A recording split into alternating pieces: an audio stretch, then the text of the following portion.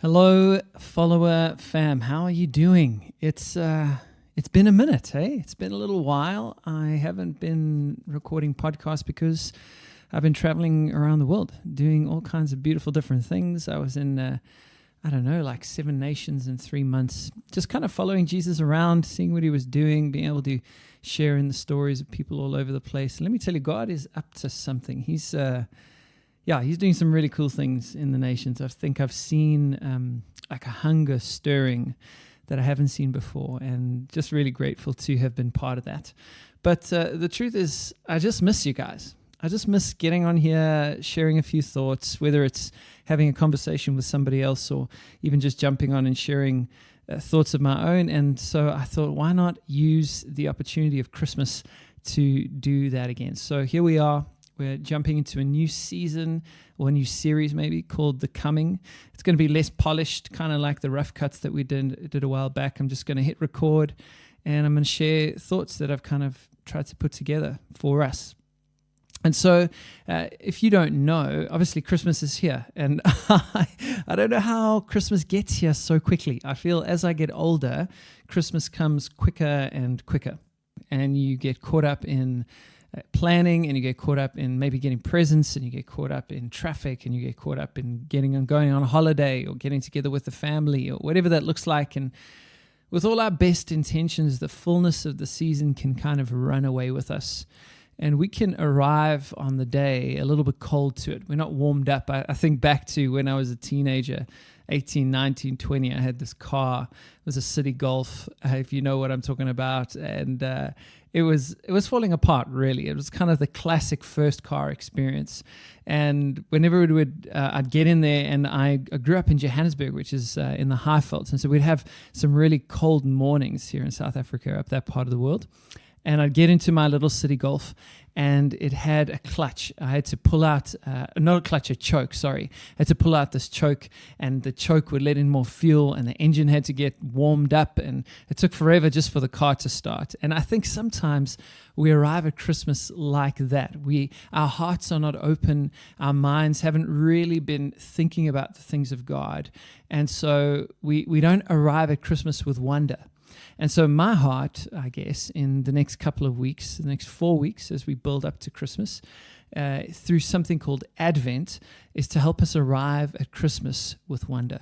So that the moment of remembering Jesus in a manger and everything that means for us lands on us in a new and fresh and beautiful way.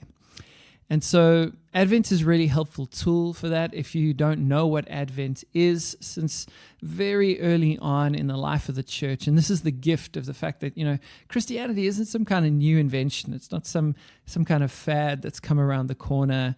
It's ancient, man. We are part of a family, of a movement of faith, of what God is doing in the world. And it's been going for thousands and thousands of years, and we get to be a part of that rich heritage.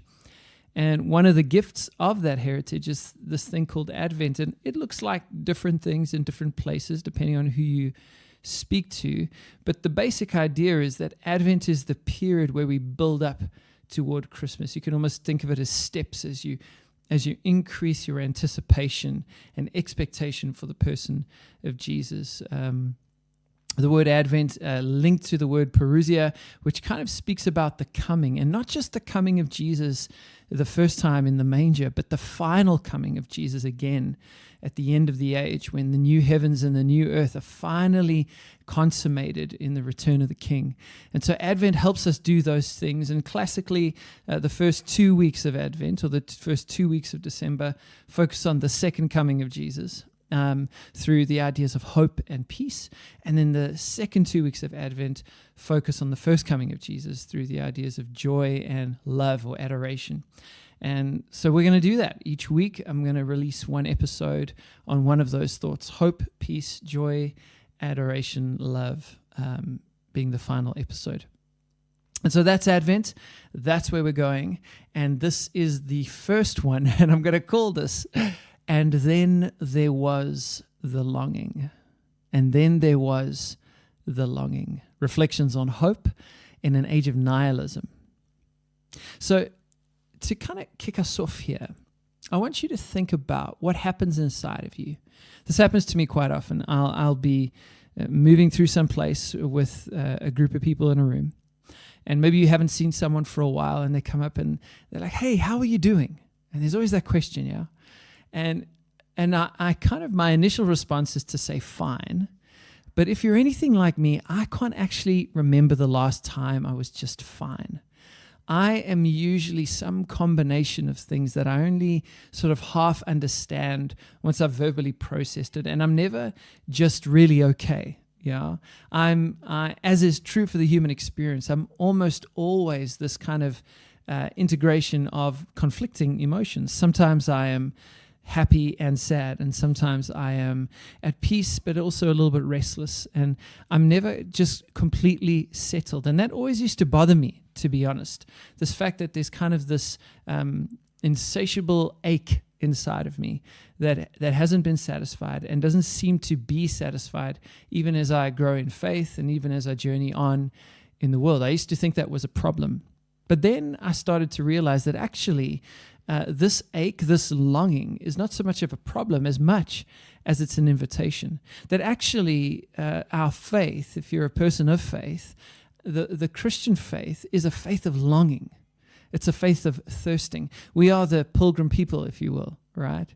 The nation of Israel, that first nation that God kind of put together, the people who went by the cloud and went by the pillar of fire, living in tents and nomadic along the way. And Jesus himself, the man who had nowhere to lay his head, even though he was the Son of God. And then blessed are those whose hearts are set on pilgrimage. And then those who are born by the Spirit are like people of the wind, and they don't know necessarily where they're coming to or going to, right? There is this kind of built-in healthy, I think, restlessness in the Christian faith. But it's not only in the Christian faith, it's in the human experience. I've spoken to enough people in different parts of the world from so many different kinds of walks of life to know that longing is universal. Longing is universal, and I've yet to find someone who satisfied that longing fully.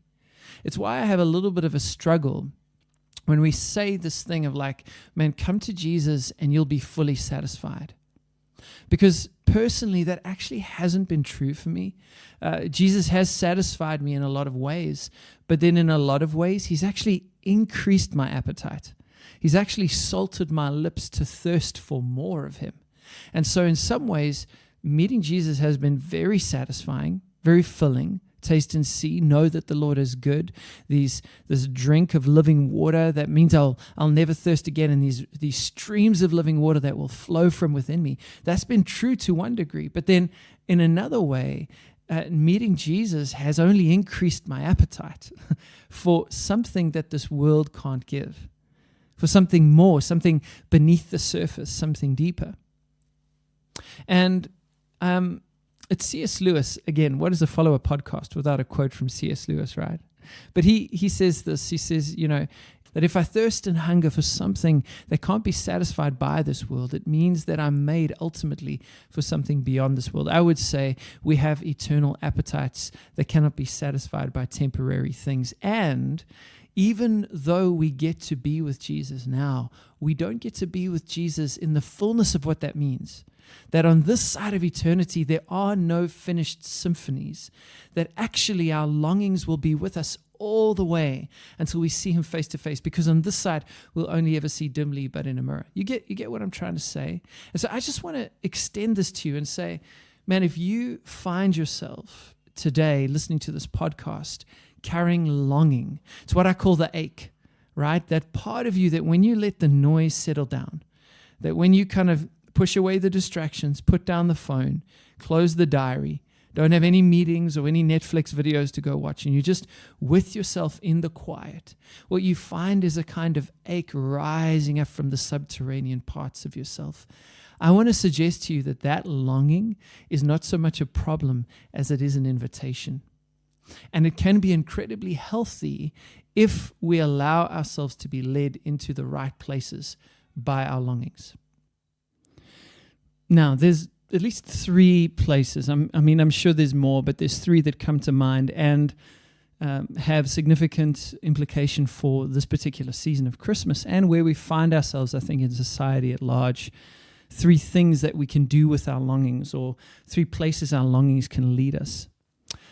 The first place our longings can lead us is to the place of consumerism or kind of hedonism. And what I mean by that is that we become aware of this ache inside of us. We become aware that all of our achievements haven't satisfied the longings the way we thought they would. That when we got the job, it didn't satisfy the longings the way we thought it would. And very often, this is kind of the gut response of how we move in accordance with our longings, is we try to fill our longings with more possessions, more stuff. Yeah. So this is the classic midlife crisis experience, which, by the way, is what I'm navigating at the moment. And let me tell you, this is tougher than you might imagine. If you've been there, you know what I'm talking about. But, there's that classic midlife crisis kind of picture of the guy or the girl who's been going through life, and they've gone after all the things. They've got the job, maybe they've got the wife or the husband, maybe they've got the kids and the fence and the house and the dog and whatever the situation is. They've got all these things. They've achieved the stuff they thought would make them happy, and they still aren't satisfied. There's still a deep ache right in the depths of themselves. And so in this kind of last ditch attempt, they try to fill that hole, as if we haven't learned, with I don't know, a new Harley Davidson, right? Or a convertible. Or people do suddenly their hairstyle changes drastically. Or in the worst and darkest expressions of this, maybe there's an affair, there's infidelity, right? Or it ends up in some kind of addiction. What's happening there is because we've got this eternal hunger inside of us.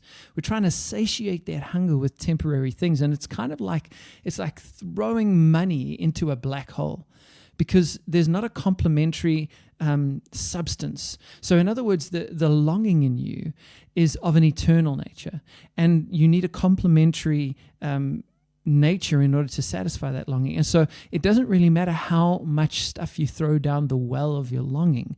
It's never going to hit the bottom. Right? It's just going to consistently remain empty. It'll satisfy for a while. You'll get that initial dopamine hit. We all know what retail therapy is. But then you're going to be left with the same longing, because eternity has been set in your heart. Okay? And so whatever we're hoping to find under the tree or in the stocking or from our government or in that relationship, it simply isn't going to be enough. Right? And what we've tried to do, even as a society, is we've tried to architect our sort of personal utopias, the kingdom without the king, if you will.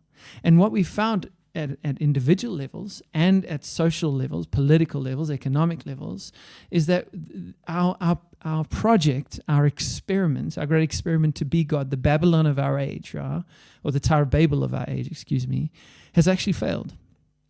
And that's where we find ourselves at the moment. We find ourselves sitting in the wake of our failed experiment to satisfy our longings for eternity.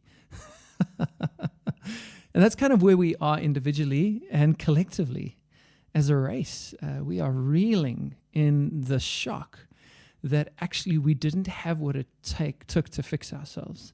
And so now we're sitting in a place of wars and rumors of wars and all kinds of social unrest. And listen, this isn't new. It's cyclical. You go back far enough in history, you just see that these things repeat. But we are in a sort of new, fresh and acute expression of that.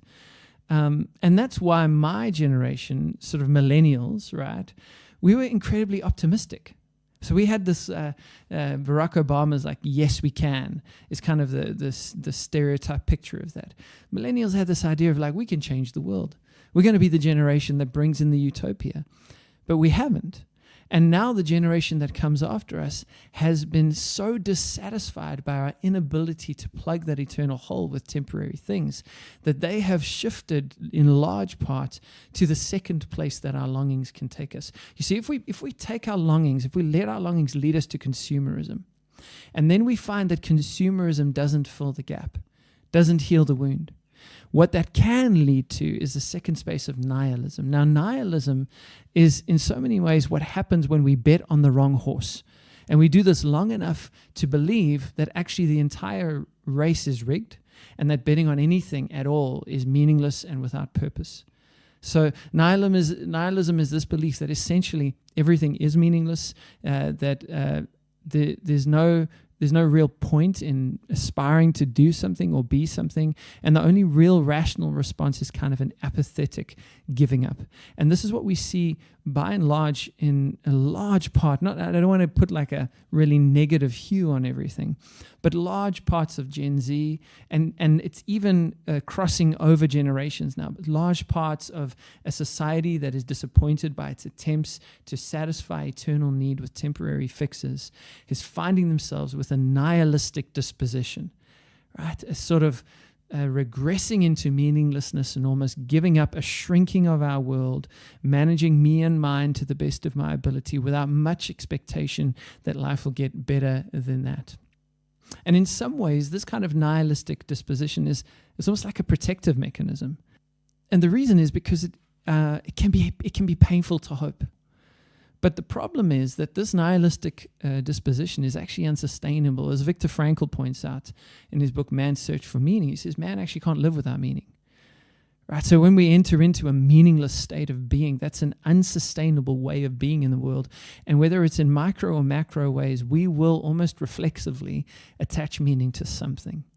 Something's going to become ultimate for us. And then we're going to repeat that cycle if we don't attach ultimate value to ultimate things. Yeah. But that doesn't have to be our story, because a third option, and this is where I think Christmas really has something to say, which is really the gospel, right? Jesus has something to say. The third option, the place our longings can take us, is to the place of hope. Now, hope is a funny word. When you say that, it can mean a lot of different things. And I want to suggest to you as an overarching thought here is that hope is really only as powerful as the thing you hope in. Hope is really only as powerful as the thing you hope in. If, for example, I asked you, are you going to win the lottery? And you said to me, I hope so. That's nice for you. I'm glad you hope so. But the truth is, really all that is wishful thinking. Your hope isn't in anything really substantial, and so your hope itself is quite fickle. Okay? And so to get biblical for a second, if you read in Psalm 22, there's this beautiful thought where it says, some trust in horses and some trust in chariots, but we trust in the name of the Lord our God. And so there's a place we can put our hope that makes our hope meaningful. So we have these longings. We understand there's a gap between the life we sense we're meant to live, the people we're sense we're meant to be, this hunger within us, and our actual lived experience. And if we allow it, we can allow those longings to bring us to a place of hope, a place of expectation that is built not just on wishful thinking, okay, but hope is anchored in a person. And so to kind of unload this and kind of unpack what this means for Christmas, we're just going to look at Genesis 3 and Hebrew 11. Genesis 3, real simple, back to the beginning of the story. And it's interesting, right? Because again, in Advent, the first 2 weeks usually look at the second coming of Jesus, this new arrival. And if you don't know exactly what that means, basic belief is, at least in the Christian worldview, that everything was created good in the garden, not just good, but very good. And that human beings were created to be image bearers of God, of the divine, right? And that when God looked at us in our initial conception, as he breathed us out of the dust, he looked at us and he said, man, this is very good. And then God gave us this assignment to subdue and steward creation. And so that's almost like an origin fingerprint on the soul of humanity. And what we're longing for is we're longing for that state of being where, in the words of Genesis, we walk with God in the garden. That's what we're longing for that deep place of intimacy, what some would call union with God. That's what we're craving, right? That's what we thirst for in the depths of our souls. And it's not just something arbitrary. We're not just kind of picking any fancy out of the air. The reason we long for it is because it's not only a longing, it's also a memory. that somehow in our spiritual DNA, somehow in our soul memory, in a place that's not high in the mind of the addict, but deep in the basement of the soul, we remember the forming of the dust. We remember the breathing of life. We remember what it meant to walk in the garden. We remember the union with the Creator that we had. And at a soul level, we long for it. That's what we're reaching out for. And then we know there's the story of the serpent, which is the picture of evil that brings in the deception that if we get to determine good and evil on our terms, we can look like God. And so there's this lie that causes a disbelief, and without getting too deep into the weeds there, sort of severs the deep connection that we had with God and compromises our humanity and finds us outside of the garden, outside of that place of union with God, right? That's where we find ourselves. But then in Genesis 3, there's this beautiful picture where the Creator is speaking to the serpent, this picture of evil, and says, because you've done this, you're cursed above all livestock and above all beasts of the field, and your belly you shall go, and the dust you shall eat all the days of your life. And then I, the Creator, will put enmity between you and the woman, and this is very important, and between your offspring and her offspring. He, not they. Okay, so there it's speaking about a specific offspring, one individual. He shall bruise your head, and you shall bruise his heel. And so you got this picture of the serpent striking the heel of the offspring of Eve. And at the same time as that heel is struck, the offspring of Eve crushes the head of the serpent. And many biblical scholars would say that this is actually the very beginning of the messianic story. This is the expectation of Jesus, who would come and crush the head of evil and bring liberation, even as evil strikes the heel of Jesus. And when we look at the cross, this is exactly what's happened, right? Jesus has come into the earth. The enemy, the snake, has struck his heel. He's died on the cross. But in dying on the cross, he's crushed the head of the enemy and has overcome that evil, which so compromises our human experience and leaves us disconnected from the very union with God that we so deeply long for. And you know, when you read in Revelation, which is kind of where the end of the story goes, chapter 21 at the end, but really the whole book, you see, is there anyone who's worthy? And then there's this picture of Jesus as a lamb who's worthy to crush the head, right? To have victory over evil, to put powers and principalities to shame, to triumph over darkness in that moment. And in that moment, we see that there is a new reality that's established. And this is what we then hope for. We hope for that's not only established, but that it will eventually be realized in its fullness at the second coming of Jesus, right? And so at this point, I just want to bring us back to that thought we had right in the beginning, that our hope is really only as strong as the thing that we hope in. And so why isn't the Christian hope just wishful thinking? Because it's not anchored in us. It's not anchored in our best attempts or our strength or our ability. It's anchored in the person of Jesus. This is what we read about in Hebrews 6, that we have this hope as an anchor for our soul, which is the person of Jesus who's gone through the veil. And it even gives that beautiful example. It says that God, wanting to make this secure, wanting to make this promise secure, he looked for something to swear by. And because he could find nothing great enough, he swore by himself. So that's the idea, like when you were with your friends, and you really wanted to convince them that you were really serious. And you say, I swear by my mom, or I swear by my dad, or I swear on the Bible. You look for something of authority that gives weight to the thing that you're saying. And so God is wanting to say that this promise, this thing that he's done for us, that he's not just swearing by something arbitrary or abstract, he's swearing by himself, that this promise is anchored in him. And so if hope is only as strong as the thing that we hope in, well, then to hope in Jesus is a secure place to put that hope. And if that's true, if the place that we're longing for, I love Hebrews 11:13 says this, all of these people, these heroes of the faith, they died in faith, not having received the things promised, but having seen them and greeted them from afar, and having acknowledged that they were strangers and exiles on earth. For people who speak thus make it clear, listen to this, that they are seeking a homeland. If they had been thinking of that land from which they had gone out, they would have had opportunity to return. But as it is, they desire a better country. That is a heavenly one. Therefore, God is not ashamed to be called their God, for he has prepared for them a city. Yeah. So you have this example in Scripture, and it really is all throughout. If we had the time, we could go there. But you have the people of God who see themselves as exiles in the land. In other words, this is not their home. And they understand that their longing is appropriate because what they're longing for is home. Okay, and so they're not trying to get too comfortable here. They've kind of made peace with the thirsting of their soul. They've made peace with the ache. And if anything, it expands their expectation for the kingdom that's on its way. Okay, and that is a destabilizing force.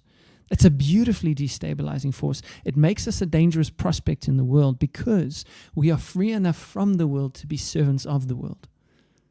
Okay, because if my hope is not in a political system, if my hope is not in getting everything I want on this side of eternity, a friend of mine, he would always say to me, Matthew, I pray that you be reasonably satisfied in this life and eternally satisfied in the next.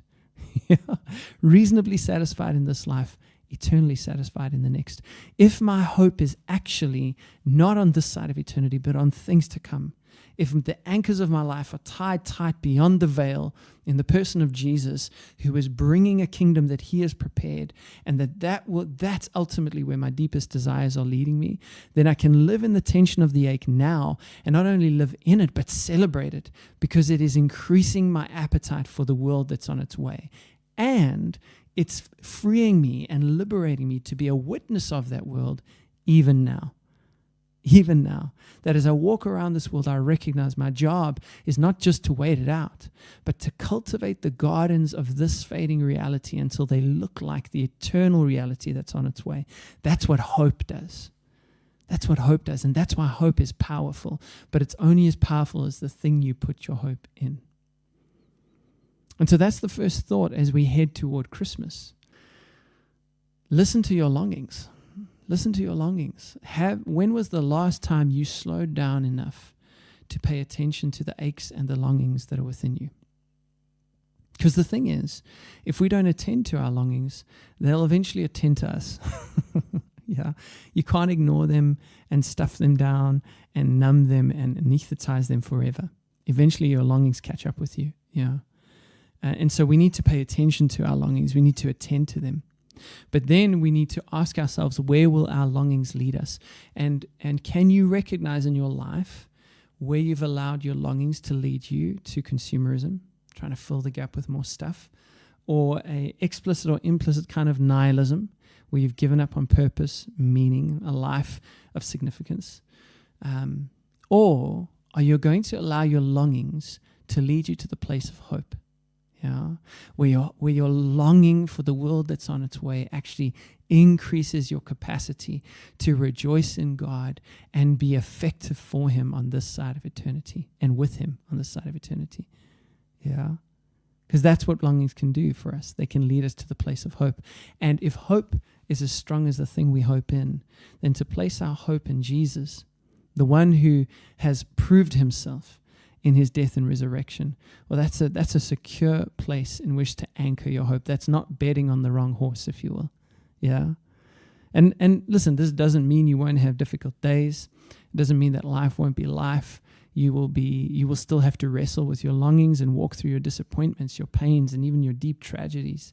But it is to say that we can find a place of hope in Christ that transcends the realities that we live in every day, transcends our circumstantial experience, something deeper than that. We can be rooted in an eternal story that's bigger, right? It's the apostles having been beaten, and we'll talk about this in the next episodes, actually leaving and rejoicing because they had the privilege of suffering for Christ. What is going on there?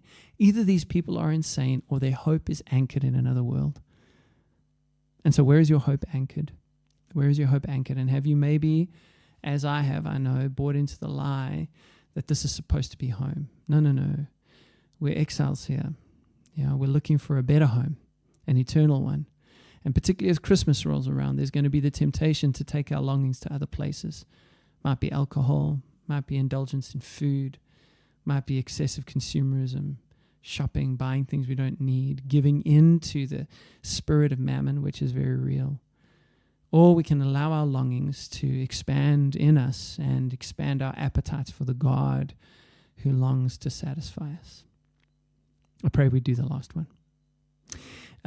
That's all for this episode. And if you want to, we're doing something different for this series. We're going to be sending out a weekly reflection that helps you just go a little bit deeper into this idea. Just a few thoughts written by Xavier Morin, who's also part of the team here at Follower, and some reflection exercises for you. So you can get that in your inbox if you go to www.wearefollower.com and subscribe for the coming mailing list. And then every week after the podcast is released, you'll get those reflections in your inbox as well. So I hope you go and have a look at that. Until next week, hope you have a good one.